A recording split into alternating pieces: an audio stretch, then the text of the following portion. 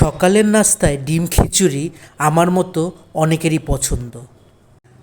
বাঙালি আর খিচুড়ি এই দুয়ের সম্পর্ক কেবল খাদ্যাভ্যাসের নয়, বরং এক গভীর আবেগের। ঝুম বৃষ্টিতে জানালার পাশে বসে ধোয়া ওঠা খিচুড়ির প্লেট, কিংবা শীতের সকালে নতুন চাল ও টাটকা সবজির গরম খিচুড়ি বাঙালির জীবনে এক পরম তৃপ্তি।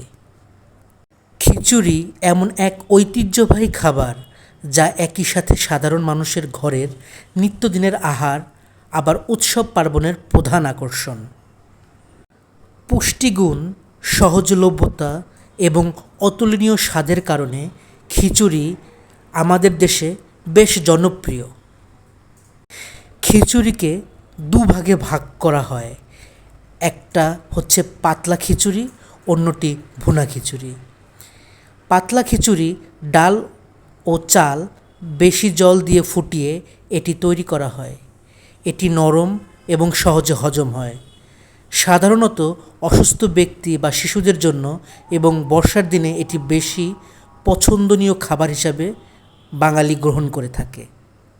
ভুনা খিচুড়ি চাল ও ডালকে প্রথমে ঘিয়ে বা তেলে মশলাসহ ভালো করে ভেজে নিয়ে পরিমাণ মতো জল দিয়ে ঝরঝরে করে রান্না করা হয়। উৎসব অনুষ্ঠানে এই খিচুড়ির কদর সবচেয়ে বেশি।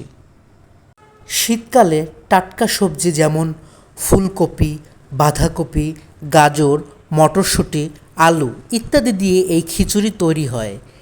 এটি অত্যন্ত পুষ্টিকর। খিচুড়ির সাথে মুরগি, খাসি বা গরুর মাংস যোগ করে এই শাহী খিচুড়ি রান্না করা হয়। বিয়ের অনুষ্ঠান বা বিশেষ অতিথি আপ্যায়নে এর জুড়ি নেই। সময়ের সাথে সাথে খিচুড়ির রূপ ও রন্ধনশৈলীতে আধুনিকতার ছোঁয়া লেগেছে। আজকের ব্যস্ত নাগরিক জীবনে ইনস্ট্যান্ট খিচুড়ি মিক্স বেশ জনপ্রিয় হয়ে উঠেছে। রেস্তোরাঁগুলোতে এখন খিচুড়ি প্ল্যাটার বেশ চড়া দামে বিক্রি হয়, যেখানে খিচুড়ির সাথে হাঁসের মাংস ভুনা, গরুর কালা ভুনা কিংবা লটপটি পরিবেশন করা হয়।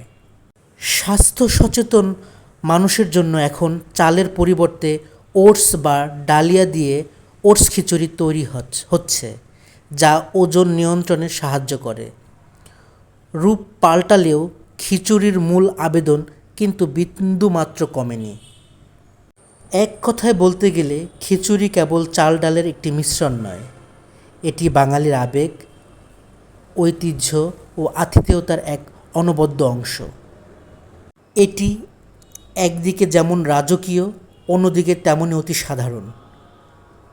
বিলাসবহুল রেস্তোরাঁ থেকে শুরু করে ফুটপাতের টং দোকানেও খিচুড়ি পাওয়া যায়। ধন্যবাদ আমার সঙ্গে এতক্ষণ থাকার জন্য এবং আমার ভিডিও দেখার জন্য। আমার ভিডিও আপনারা এভাবে দেখবেন এবং সাপোর্ট করবেন, এই আশা রাখছি। ধন্যবাদ আপনাদেরকে।